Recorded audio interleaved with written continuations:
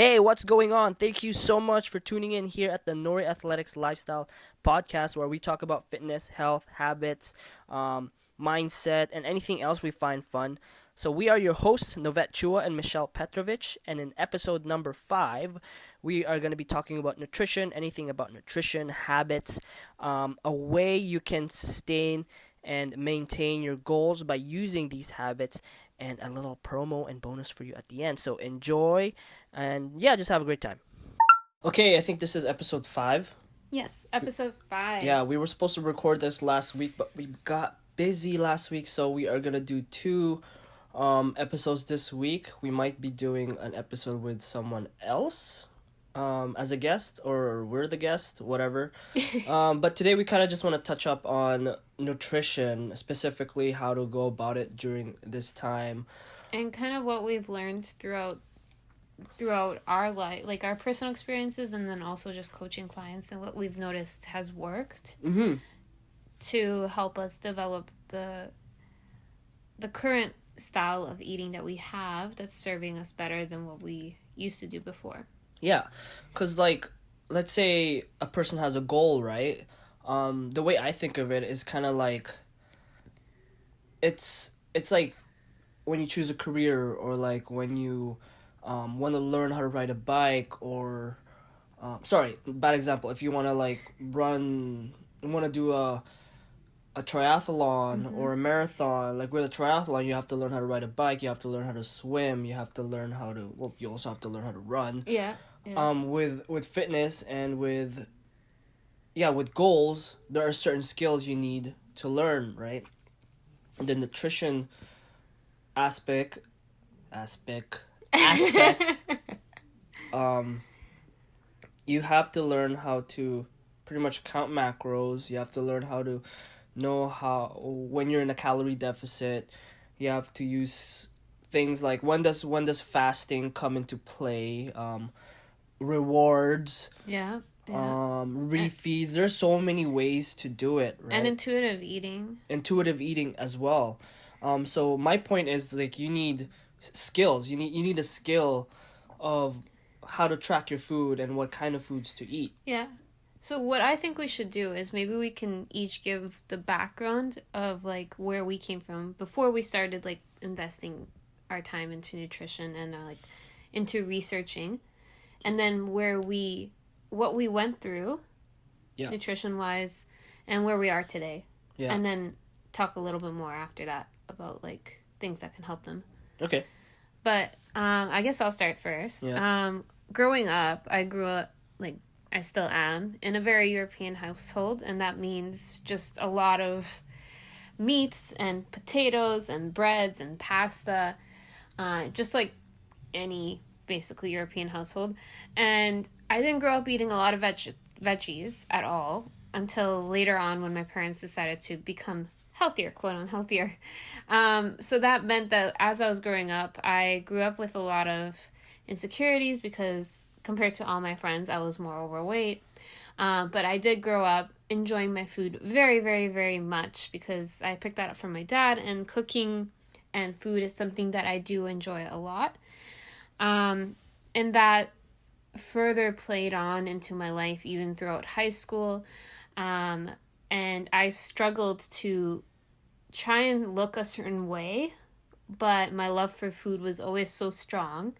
And it got really bad to a point where I remember when I was in university, that's when my, I guess, image became overly important. So I started to not eat at all.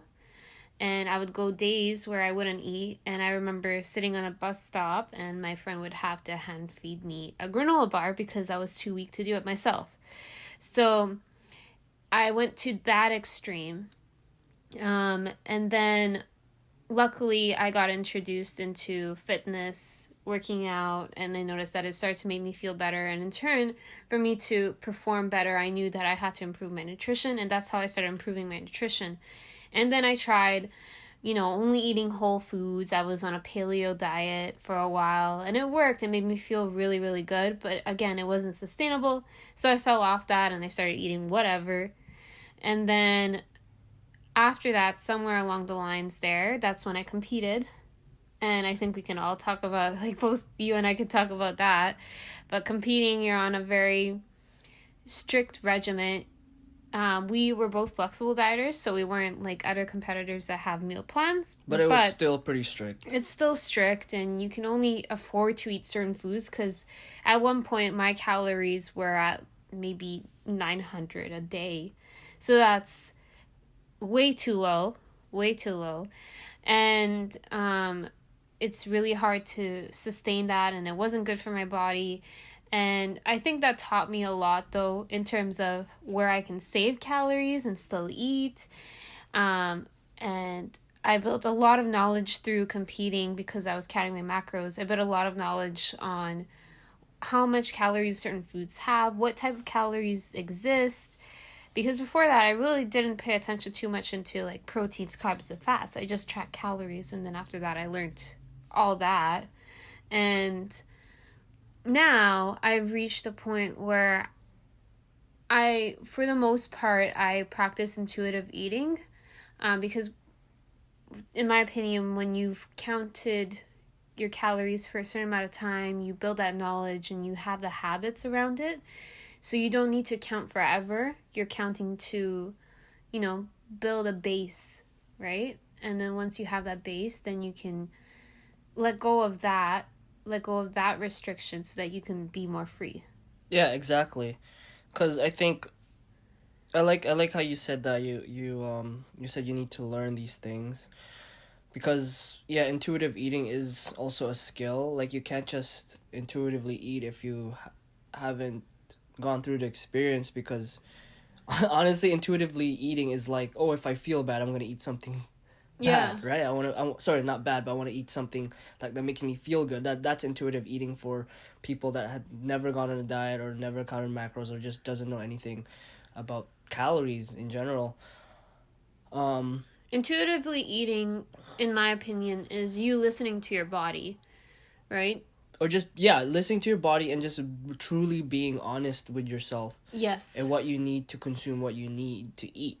Yes. Knowing and understanding when you're eating out of stress and when you're eating because that's what you need to be doing. Yeah. Being aware of it and then making changes. Because just because you're intuitively eating doesn't mean you should allow yourself the excuses of always maybe resorting to food to make yourself feel good, or under eating because you feel bad and you want to like punish yourself.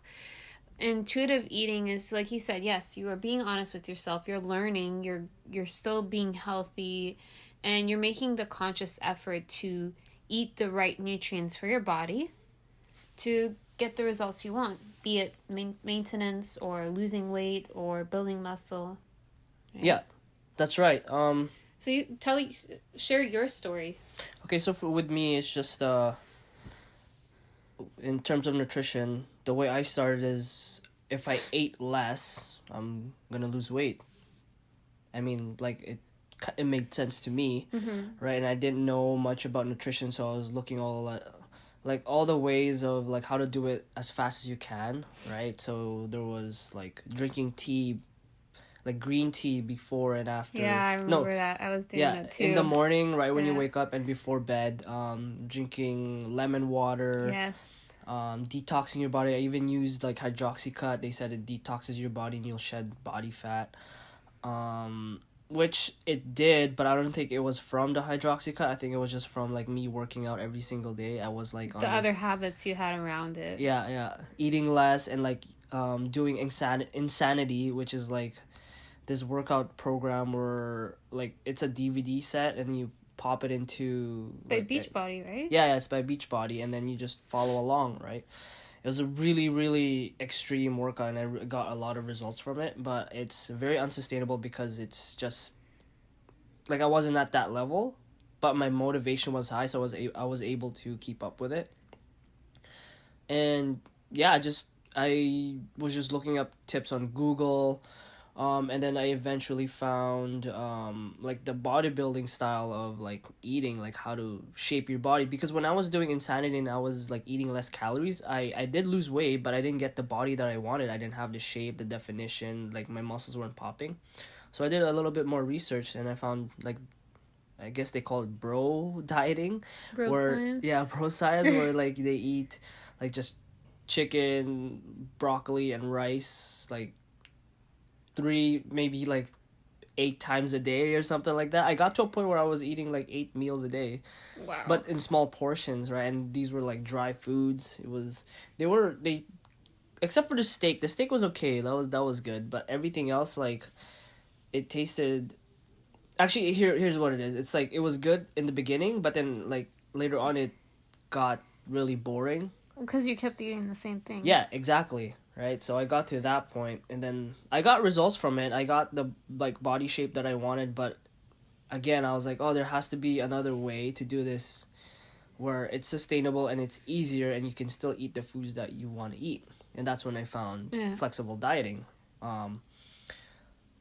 If it fits your macros is what it was called back then, and I started counting my macros, my calories. I knew how much fats, carbs, and proteins I needed, and it was like heaven because I was like, it was the most amazing feeling when you get to still eat your treats and still get results, right? You're Yeah, still I losing remember weight. when you were competing and you were eating cinnamon toast Yeah, cereal, cinnamon toast crunch cereal. yeah, and I was like enjoying I did it for prep and in all of my competitions actually. Well, in my first one I did like half, and I was like, you know what, if I'm gonna do this, I want to do it my way. So I started doing like flexible dieting like halfway through, and it still got me results.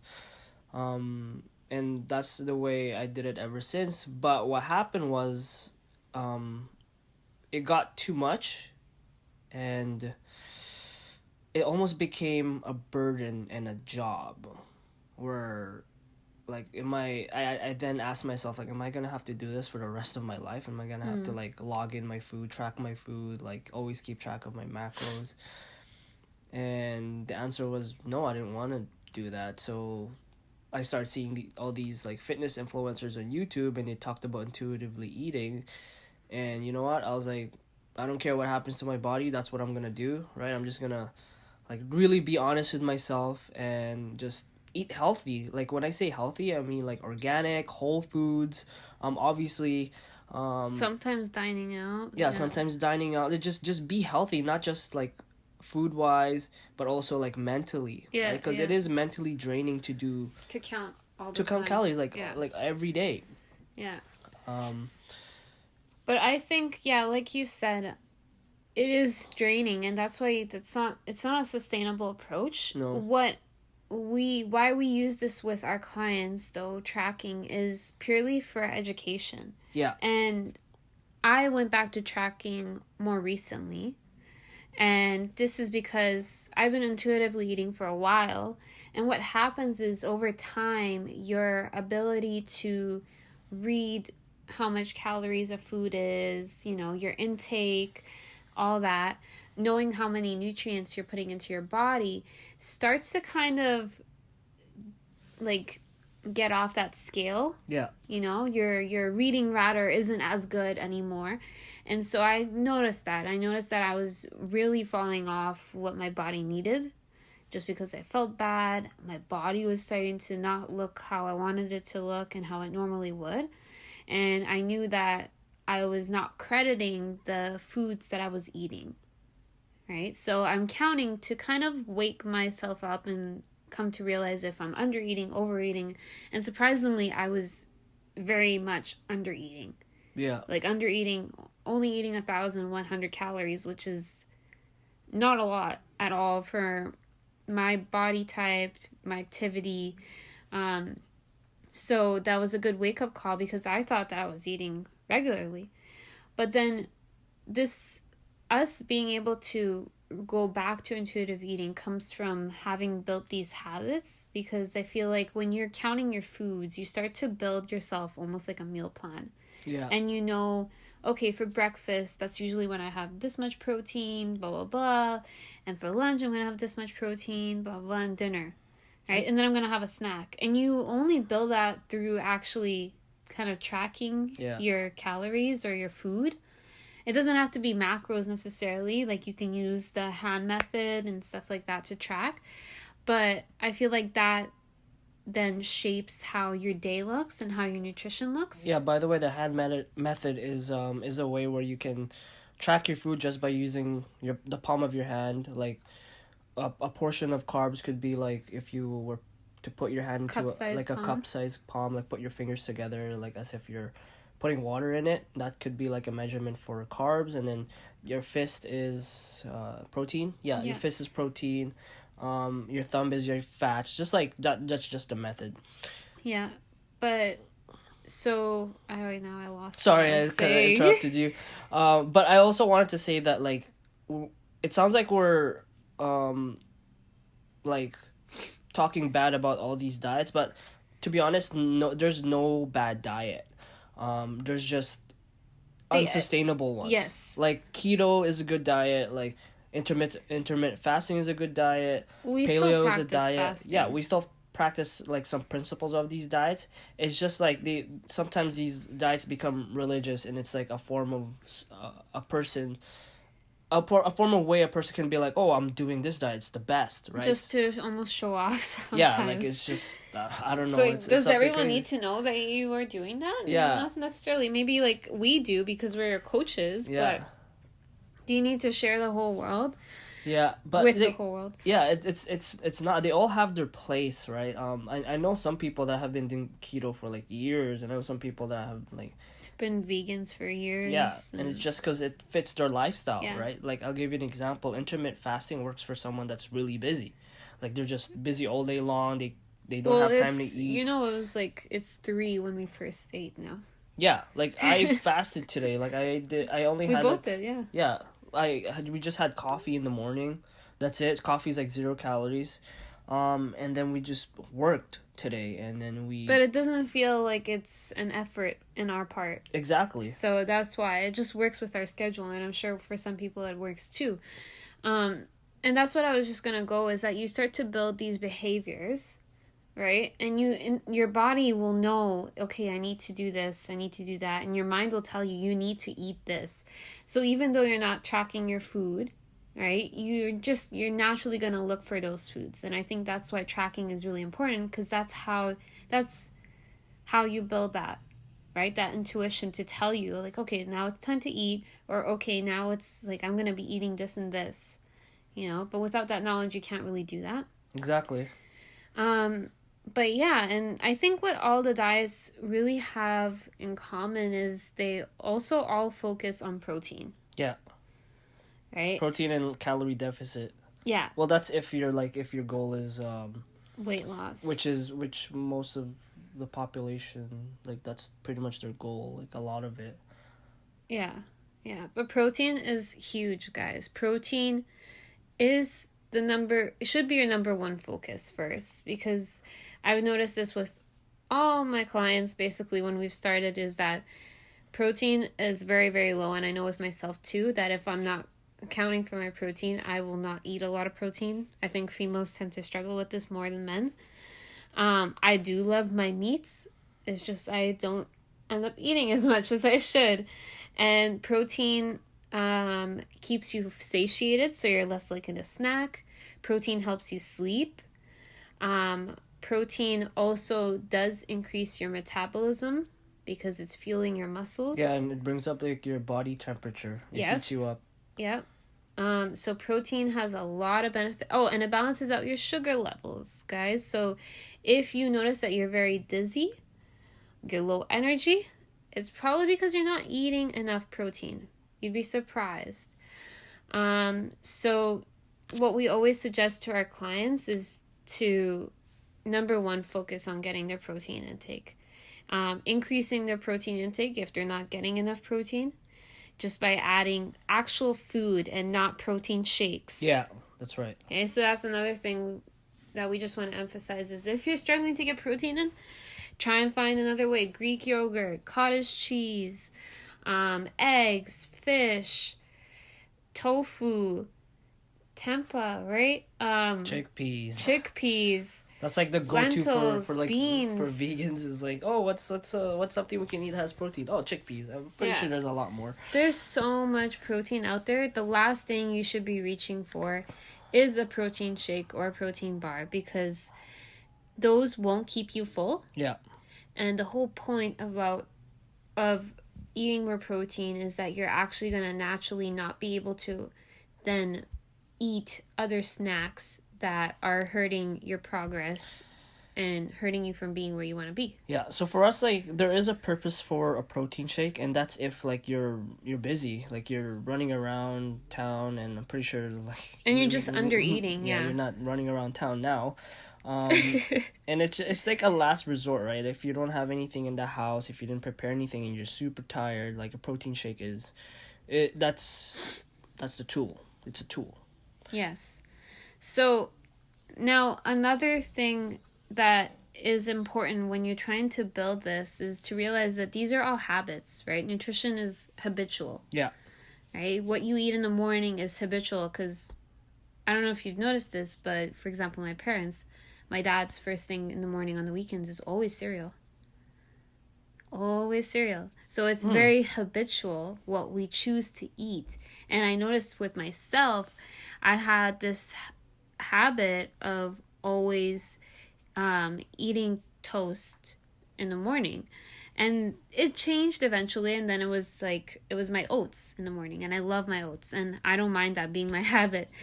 So people have a tendency to be, well, not a tendency, people are habitual with their foods.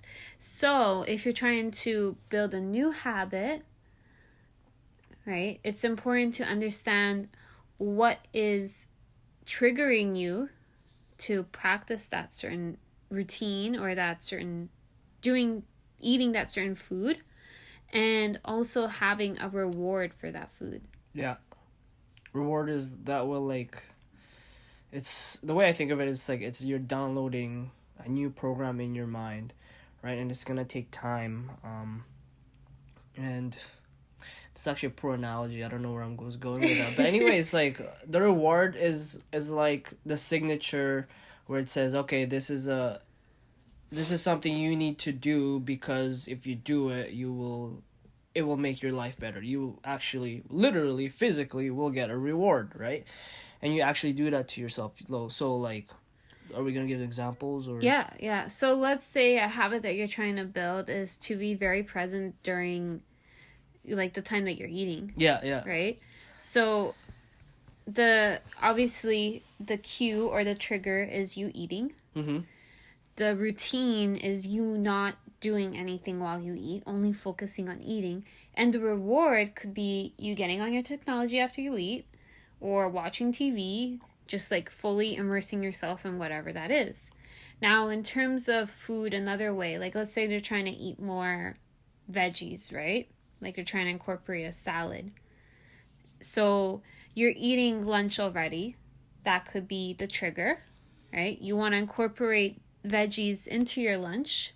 That's your routine. And the reward would be you doing whatever you love after that, right? So it could be like, I actually thought of like a hack where, let's say you're eating dinner, right? And you're eating something delicious, like a steak or, I don't know, maybe some chicken katsu. But you can only eat that right after you eat a serving of your vegetables. Yeah. Right? So, like, the food is right there. Like, it's literally right there. And then you tell yourself, like, okay, like, the trigger is the food is made. And the routine is, okay, I'm going to eat my salad first. And then I'm going to enjoy my actual lunch. Mm-hmm. Or actual dinner. Or whatever it is. And then this will establish that routine and that behavior. I find this with myself, actually. Like, I still do. Whenever there's vegetables on the table, I always try and eat them first. Yeah. Like, yeah. Michelle, like, she gets pissed off at me because she likes to eat her salad with her meal, and then she sees me, like, eating, because sometimes we share the bowl of salad, and she sees me eating all the vegetables, and she's like, what are you doing? You're gonna like, eat all my salad. You eat all my salad. And I was like, oh, sorry. It just became a habit. So I'm like, I need to finish this so I can eat, like, enjoy my meal, right? Another way that you could do it too is, let's say you are tracking your macros and you're trying to stick to your macros, but you're struggling, right? One thing that we practiced all the time was we would track our macros and in the end track a dessert that we would have. And you'd be surprised knowing that you have a dessert waiting for you at the end of the day to have, how much you would stick to your macros.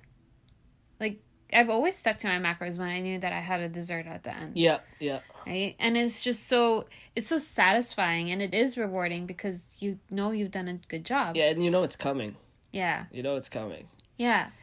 But with all that being said, right, it is important that you do also forgive yourself, right? Yeah. I think that we tend to be really hard on ourselves, especially with mainstream social media. Especially now, like during this time where like people, yes, we do have more time, we should be more productive, we have the opportunities, but it just doesn't happen, right? Like a lot of people, I know I was stressed for like the first 2 weeks, and even myself, like I fell off the wagon, but and every time I was doing something wrong or I feel like I was making a mistake, I would beat myself up where I'm like, oh, you shouldn't be doing that, you should be this, you should be that, just like a lot of expectations of myself.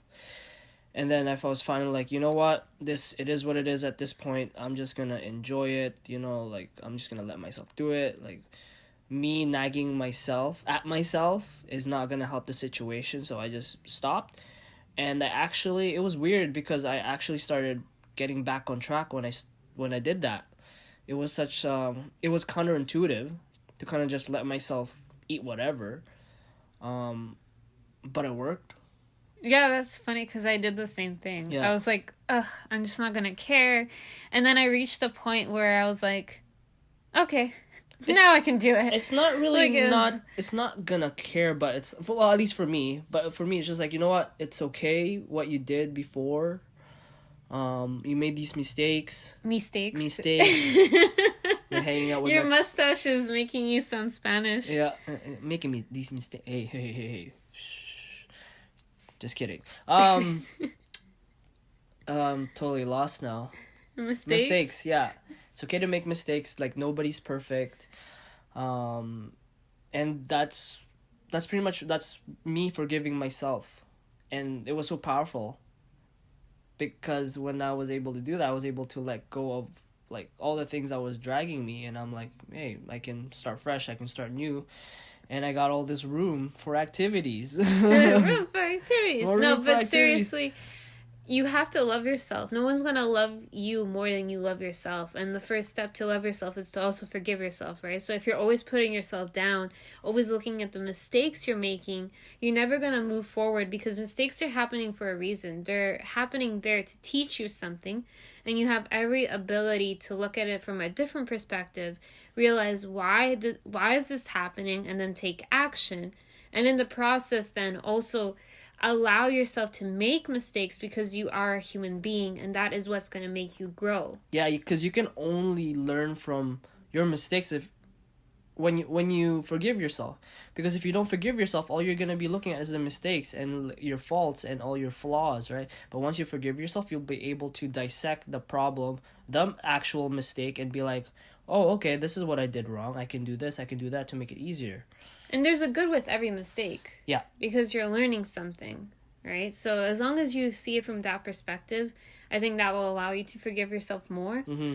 And just realize that you're not alone. There's people making mistakes all the time. Like, the biggest professionals, like athletes make mistakes and other health coaches make mistakes. You're not alone. You're not the only one making mistakes. I made this giant mistake yesterday. We were making Oreo milkshake with pearls inside. So we made the pearls, and then I thought like, oh, making the milkshake it's easy peasy.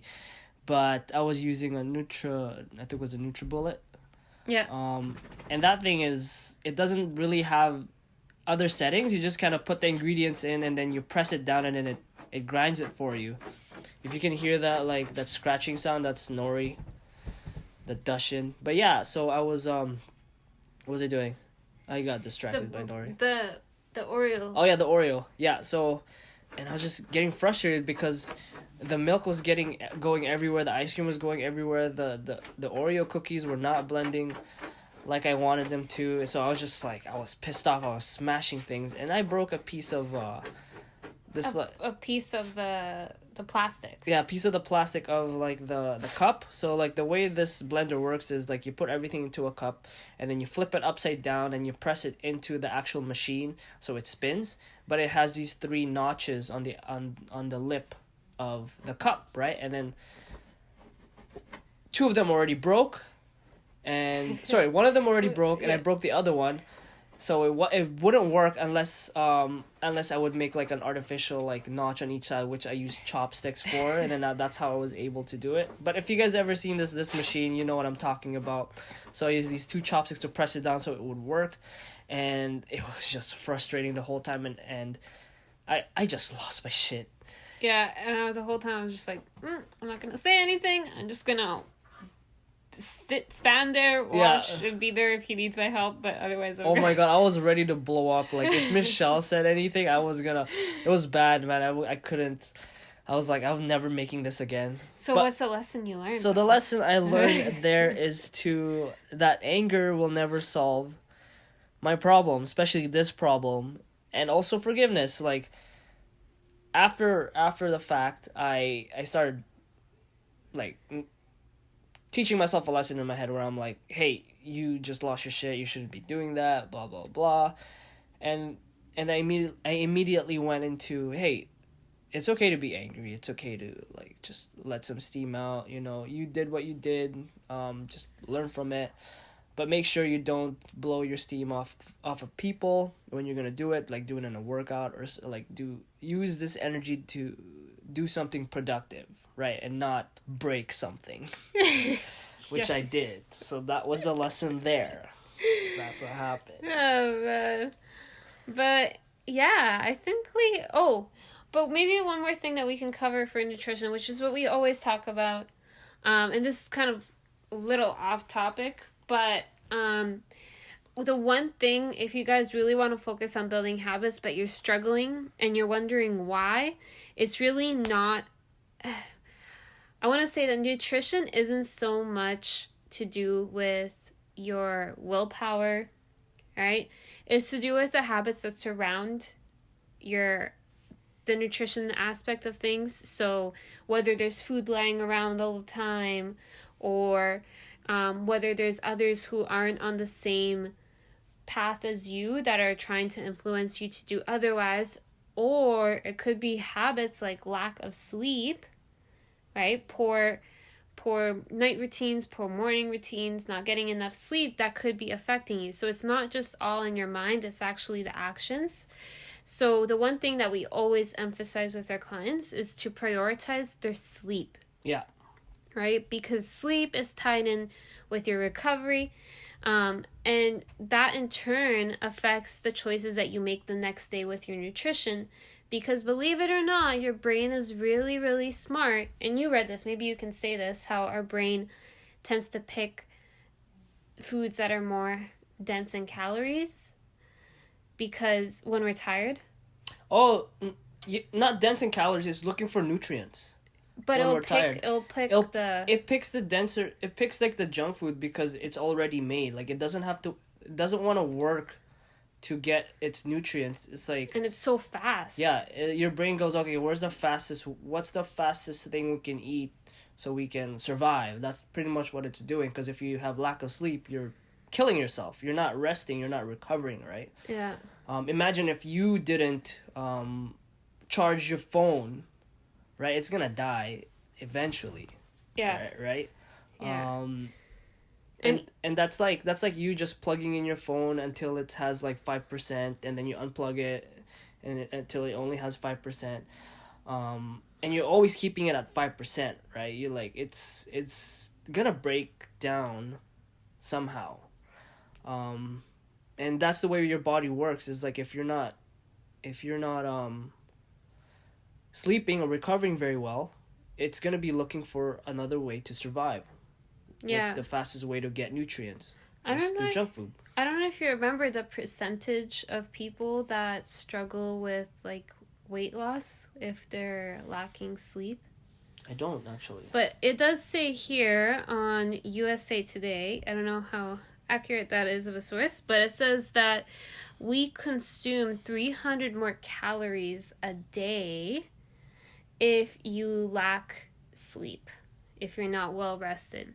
So just keep that in mind, right? Those decisions that you make sometimes aren't actually a mindset thing.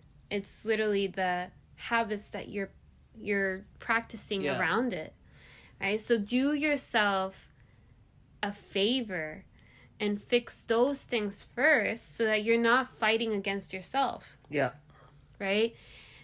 Focus on your sleep, get good recovery, and you'd be surprised that it'll just make the process easier, right? Abdominal fat is carried a lot from lack of sleep. Mm-hmm. The reason why you get you store fat in the midsection when you lack sleep is because your body's trying to protect your organs by storing more fat in that area. Mm-hmm. Yeah. So knowing like that there's actual science that supports it, we hope that you lighten it up on yourself and actually focus on that instead of just nutrition on its own. Yeah, that's right. And make it easy on yourself. It's better to adapt these habits. You need these habits in order for you to get to your goal and to sustain the goal. Sustain the goal attained, right? And if, let's say, like, if you just do a diet for like 3 months and you do reach your goal, you like the habits that you've made is not going to be sustained because they're just too painful. Like 3 months is just too short of a time to reach like a giant goal. Yeah. And yeah, I think like. And eliminate the snacks in your house if that's what you tend to do. Yeah, like all the habits, all the tips that we're giving is just like pretty much biohacks for you to be able to lower your calories, like fasting or getting your sleep, getting your protein. Like there's a reason why you're craving food all the time. It's not your love for food. Like love for food is different. I love food. But there's a difference between loving food and craving food. If you're craving food, that's your body trying to survive. There are signs. You're not sleeping. You're not eating enough nutrient dense foods, whole foods. You're distracted while there's all these things, right? Emotions, hormones, yeah, right? Exactly. So sleep also has a lot to do with hormones and stability of your hormones. So if you're tired all the time, that could be your hormones are off. Right? If you feel hungry all the time, that could also be your hormones. So there's so much science that goes behind this. It's not just you telling yourself, oh, I can't eat this. Why am I eating this? So, yeah, be lighter on yourself. And I don't know. I think we said a lot. Yeah. We said a lot. There's a lot to digest. I think something like we're kind of repeating ourselves, but you guys get the picture, right? By the way, if you guys want to learn more about these habits, like I'm doing like a little promo right now. This is an advertisement, but it's a good advertisement because we are doing a 30-day free trial of our Pro Wellness program. We're doing a 30-day free trial because we just want to help out, especially during this time. Like a lot of people, this is the time where you can be better and be healthier. Not necessarily like go jump like for a giant goal, but just to be able to learn all the habits that we are mentioning and how to adapt them in a proper way, in a more sustainable way. So we are doing a 30-day free trial. We're going to put the link below to get you set up in the description somewhere. You'll find it. We'll point you out. And yeah, if you guys don't know what we do, that's entirely what we do focus on. We just focus on making every person just feel better in themselves. Yeah. Right? And we do this through the development of habits because that's what we found works. Actually works. Lets us get the results we want and keep them. We like to help people feel in control of their health again, because I know once I was just not in control and it was not a good place. And the fact, like today, even if I gain 30 pounds of body fat, even if I gain 100 pounds of body fat, I know the way of getting myself out of it. And we want those people who need it to have the same power. Yes. So yeah. Right. Thank you guys so much. Please do give us a like or give us a review on podcast or Spotify. It helps us a lot. Leave us questions or topics that you guys want us to see and discuss. please follow us or subscribe to our YouTube channels. Thank you so much for your support, and we will see you or hear you guys or talk to you guys in the next episode. Have a great day, guys.